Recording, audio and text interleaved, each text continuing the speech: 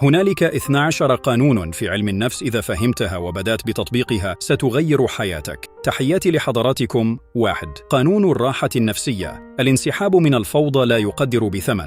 2. قانون الذكاء العقلي: التجاهل يعيد كل شخص إلى حجمه الطبيعي مهما كان. 3. قانون الاستغناء: ليس كل ما تستغني عنه خسارة، بعض الأمور الاستغناء عنها بداية أفضل. 4. قانون تطوير الذات: أوجد لك مكان في القمة ففي القاع ازدحام شديد.